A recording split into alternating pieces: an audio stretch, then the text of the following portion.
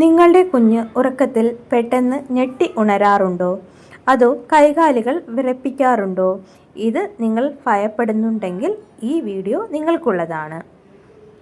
Hello, നമസ്കാരം. പുതിയൊരു വീഡിയോയിലേക്ക് എല്ലാവർക്കും സ്വാഗതം. ഇന്നത്തെ നമ്മുടെ ടോപ്പിക് എന്ന് പറയുന്നത് കുഞ്ഞുങ്ങൾ ഉറക്കത്തിൽ ഞെട്ടുന്നത് എന്തുകൊണ്ടാണ് എന്നാണ്. നമ്മുടെ വീടുകളിൽ ഒരു കുഞ്ഞുണ്ടായി കഴിഞ്ഞാൽ പിന്നെ എല്ലാവരുടെയും ശ്രദ്ധ ആ കുഞ്ഞിലായിരിക്കും. കുഞ്ഞുറങ്ങുമ്പോൾ പെട്ടെന്ന് കൈകാലുകൾ വിറയ്ക്കുന്നത് കണ്ടിട്ടുണ്ടോ? അല്ലെങ്കിൽ വലിയൊരു ശബ്ദം കേൾക്കുമ്പോൾ കുഞ്ഞ് പെട്ടെന്ന് കൈകൾ വിരിച്ചു പിടിക്കുന്നത് ശ്രദ്ധിച്ചിട്ടുണ്ടോ? ഇത് കാണുമ്പോൾ പല മാതാപിതാക്കളും പേടിക്കാറുണ്ട്. കുഞ്ഞിന് വല്ല അപസ്മാരവോ മറ്റോ ആണോ എന്ന് പലരും സംശയിക്കാറുമുണ്ട്. എന്നാൽ പേടിക്കേണ്ട, ഇതിനെ മോറോ റിഫ്ലെക്സ് എന്നാണ് പറയുന്നത്.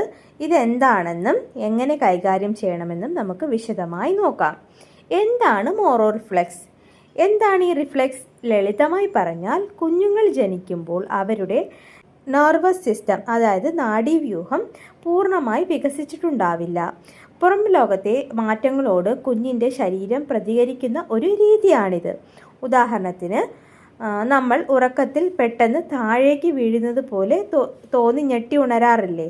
ഏതാണ്ട് ഇതുപോലെ ഒരു വികാരമാണ് കുഞ്ഞിനും ഉണ്ടാകുന്നത്. കുഞ്ഞ് പെട്ടെന്ന് കൈകൾ വിരിക്കുകയും വിരലുകൾ വിടർത്തുകയും പിന്നീട് കൈകൾ നെഞ്ചോട് ചേർത്ത് പിടിക്കുകയും ചെയ്യും. ഇത് കുഞ്ഞ് ആരോഗ്യവാനാണ് എന്നതിൻ്റെ സൂചനയാണ്.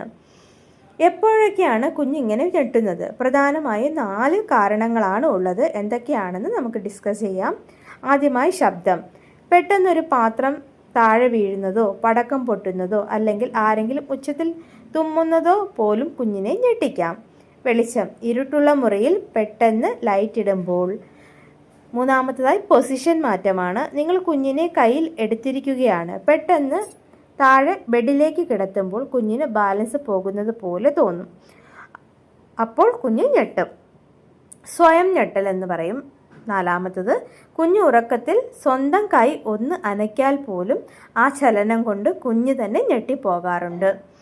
പ്രായോഗികമായ പരിഹാരങ്ങളാണ് നമ്മൾ പറയാൻ പോകുന്നത്. ഇത് കുറയ്ക്കാൻ നമുക്ക് എന്ത് ചെയ്യാൻ പറ്റും എന്ന് സംസാരിക്കാം. ഒരു നേർത്ത കോട്ടൺ തുണി വെച്ച് കുഞ്ഞിനെ നമുക്ക് കവർ ചെയ്യാം.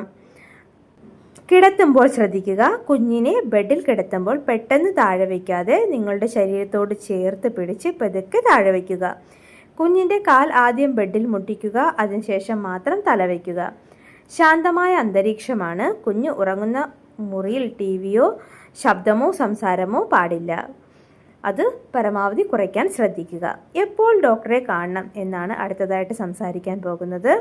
ഇതൊരു സാധാരണ കാര്യമാണെങ്കിലും ചിലപ്പോൾ ശ്രദ്ധിക്കേണ്ടി വരും. കുഞ്ഞ് 2 വശത്തേക്കും ഒരുപോലെ അല്ല ഞെട്ടുന്നത് എങ്കിൽ, അതായത് കുഞ്ഞ് ഒരു കൈ മാത്രം അനക്കുന്നു, മറ്റേ കൈ അനക്കുന്നില്ല എങ്കിൽ, പിന്നെ രണ്ടാമതായിട്ട് കഠിനമായി വിറയ്ക്കുകയോ കണ്ണ് മുകളിലേക്ക് തിരുവുകയോ ചെയ്താൽ, മൂന്നാമതായിട്ട് 6 മാസത്തിന് ശേഷവും ഈ ഞെട്ടൽ മാറുന്നില്ലെങ്കിൽ, ഇങ്ങനെയുള്ള സാഹചര്യത്തിൽ നമ്മൾ തീർച്ചയായും ഒരു പീഡിയാട്രിഷ്യനെ കാണിക്കേണ്ടതാണ് കുഞ്ഞിനെ. അപ്പോൾ അമ്മമാരെ, കുഞ്ഞുങ്ങളുടെ ഈ ഞെട്ടൽ ആരും കണ്ട് പരിഭ്രമിക്കേണ്ടതില്ല. ഇത് അവരുടെ വളർച്ചയുടെ ഒരു ഭാഗമാണ്. ഈ വീഡിയോ നിങ്ങൾക്ക് ഉപകാരപ്പെട്ടു എന്ന് വിചാരിക്കുന്നു.